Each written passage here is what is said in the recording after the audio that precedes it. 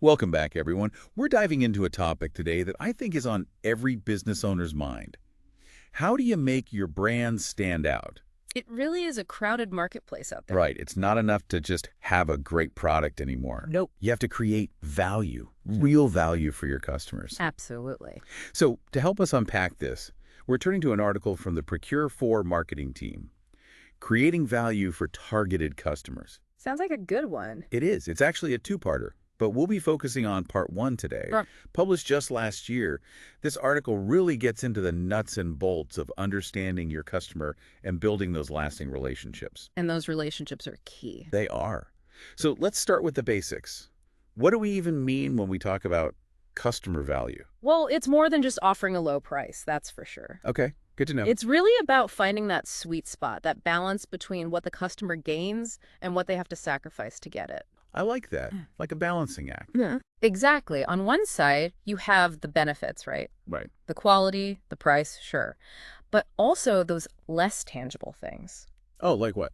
like a strong brand reputation, a feeling of, being taken care of. Right, like they can trust you. Exactly.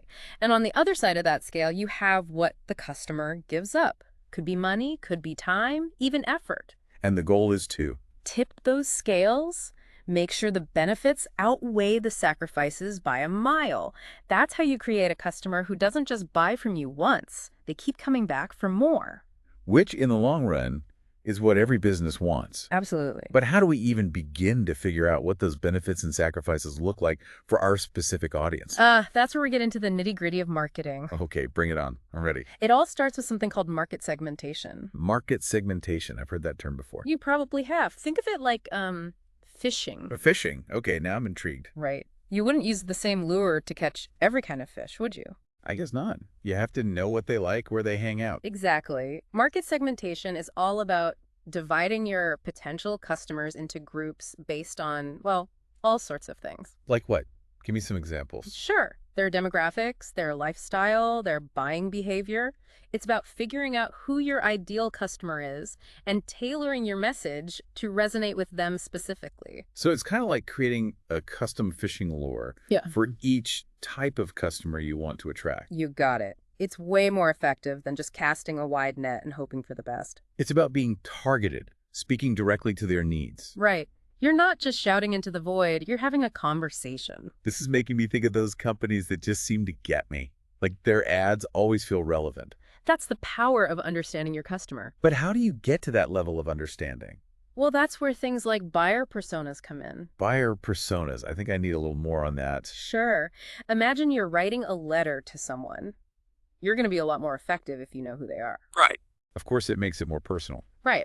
Buyer personas are basically detailed profiles of your ideal customers. They paint a picture of who they are, their age, their job, their hobbies, even their biggest challenges. Wow, so it's really like putting a face to your target audience. Exactly. And by doing that, you can create products and services that truly meet their needs. And marketing messages that resonate with them. Absolutely. It's about speaking their language. So how do businesses gather the information to create these detailed buyer personas? The article mentions data gathering. Is that the key? It is. Think of it like a detective gathering clues. Ooh, I like that. A marketing detective. Right. You need to use a variety of tools to get a complete picture of your customer. One of those tools is market research. Okay, tell me more about that. Sure, it's like taking the pulse of your entire industry. You get insights into customer behavior patterns, trends, even what your competitors are doing. So you see the whole landscape, not just your little corner of it. Exactly. You get the big picture, but then you also need that close-up view. And how do you get that? Customer feedback. This is gold, straight from the source. So things like surveys, reviews. Absolutely. Even direct conversations with your customers. Right, it's like getting inside their heads. And lastly, you have competitive analysis. Which is? Looking at what your rivals are doing, what's working for them, where are they falling short. This gives you a strategic advantage. So you can offer something unique, something better. Exactly.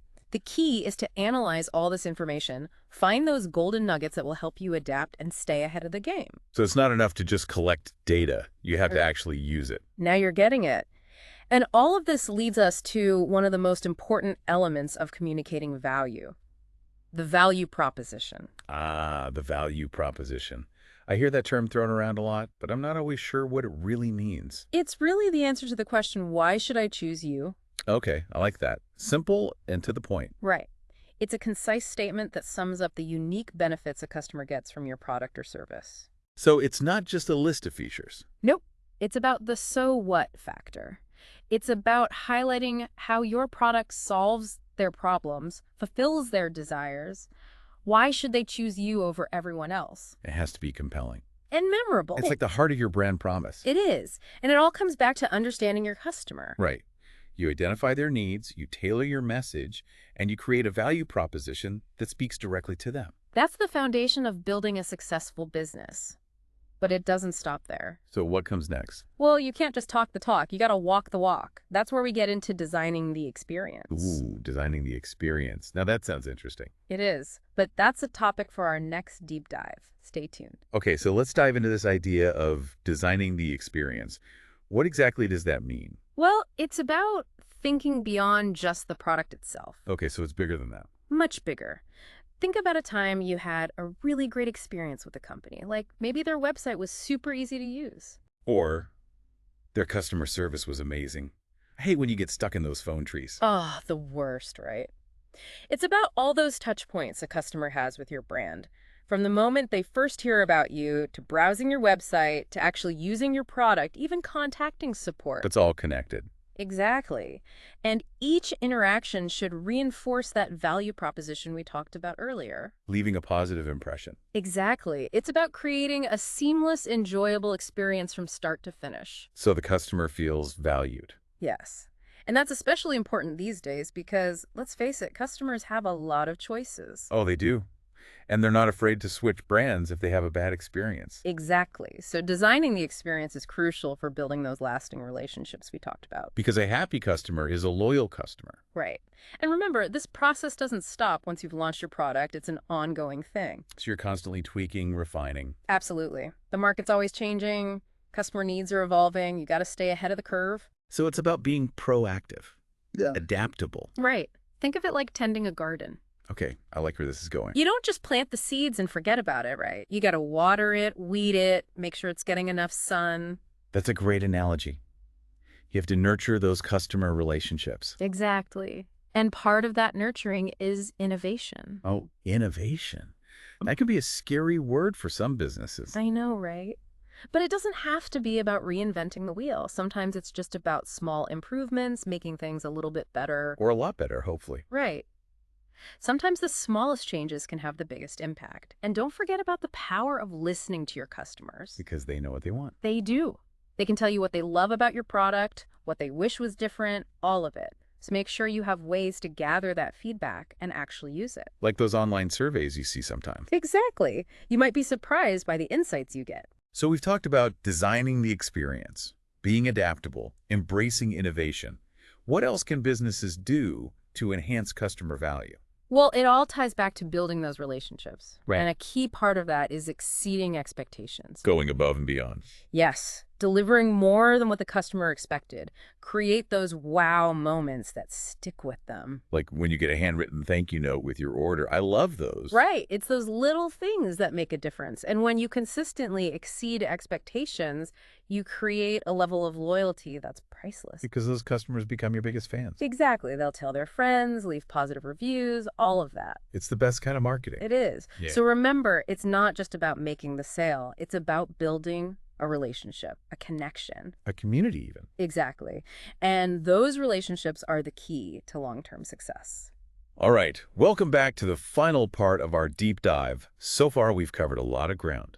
We have, from understanding what customers want and designing the whole experience to adapting to the market and, constantly innovating. Right. And it all comes back to building those strong, lasting relationships with your customers. Exactly. Because at the end of the day, it's those relationships that really matter. They do. It's not just about making a quick sale anymore. It's about building a community. A loyal community. People who love your brand and keep coming back for more. That's the dream, right? But how do you actually make that happen? Well, the article we've been discussing has some really great strategies for turning that dream into a reality. Okay, I'm all ears. What are some of these strategies? Well, One of the most powerful ones is personalization. Personalization, right? We talked about those buyer personas earlier. This is where they really come in handy, huh? Exactly. It's about using all that information you've gathered to create experiences that are tailored to each individual customer. So like remembering their preferences, Right. recommending products they might like. Yes.